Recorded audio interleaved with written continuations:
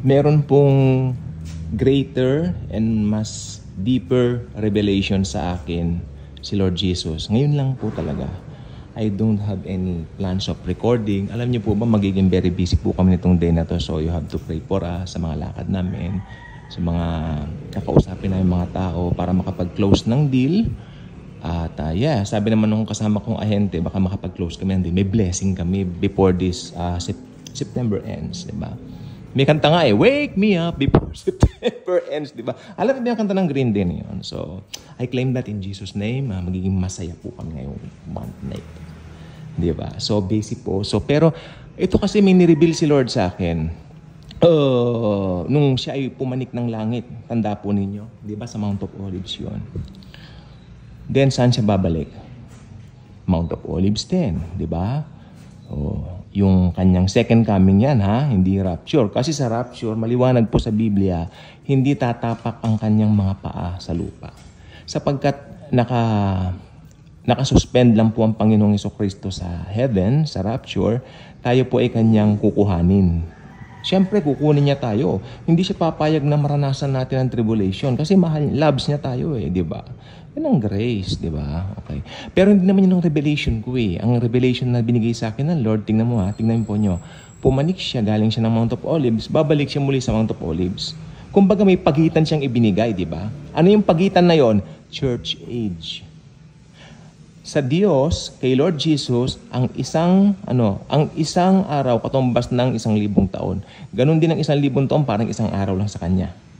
Gets nyo? So, meron siyang pagitan na ibinigay. Ito yung church age.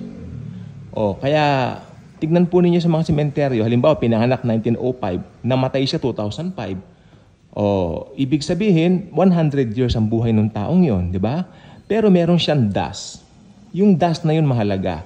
Yun yung pagitan. Yun yung binuhay niya rito sa lupa. Yun yung kanyang tinagal dito sa lupa.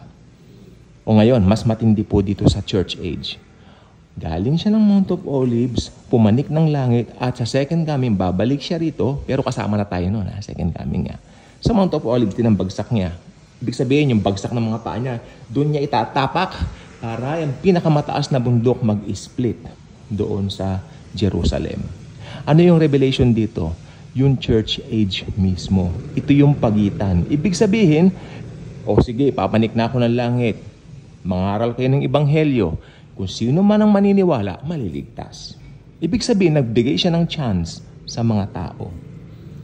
Matagal-tagal din ang church age para sa kalendaryo natin. Pero kay Lord Jesus, sisiw yan. Click, ganun lang yan. Isang kisak mata lang yan. Sige, papanik muna ako ng langit, pero babalik uli ako. Pero merong pagitan, yung church age. Kaya tayo mga Kristiyano, tayo ngayon ang mga kamay ni Jesus. Tayo ang kanyang mga paa, tayo ang kanyang mga ginagamit para makapagbigay ng ebanghelyo sa ibang mga tao. Makapag-share ka ko sana. Kaya sabi ko, di po ba, napakahalaga ng gawain natin mga Kristiyano of sharing the good news of salvation. Pero malungkot ang mga tao ngayon, parang walang pakialam, Hindi nila alam, napakaikli lang po ng panahon na yaon na ibinigay ng Lord. Pero pag nag-rapture na, matatapos na po yan lahat, marami pong consequence ang mangyayari sa kanila. Pero pag namatay sila nitong church age na hindi nila tinanggap si Jesus, maiimpyerno pong talaga sila. Yun po yun. So, ang church age po is a chance. A chance of accepting Jesus as Lord and Savior. Yun po ang gusto ko sabihin sa inyo. Ang church age ay chance, pagkakataon na ang tao ay maligtas. Alam niyo po ba sa Biblia, nakakaanting ng puso, nakalagay doon, sapagkat walang ninanais ang Panginoon na ni isa man ay mapahamak. Tanda po ba ninyo, sa 100 na sheep, iniwan niya ang 99 na hindi naliligaw at hinanap ang nag-iisang naliligaw. Ganon katindi kay Lord Jesus ang mga kaluluwa. Ganon katindi kay Lord Jesus ang mga souls ng mga tao. Diba? So, yun lang po ang gusto kong iparating sa inyo. Binibigyan ng chance ang mga tao ngayon. So, pero sa chance na yan, gagamitin tayo ni Lord Jesus of propagating and sharing the good news of salvation sa mga taong alam natin hindi pa nakakakilala. Lalo na po sa atin pong mga pamilya. Kaya, umpisahan na po natin, share the gospel of grace sa ibang tao. Bye-bye.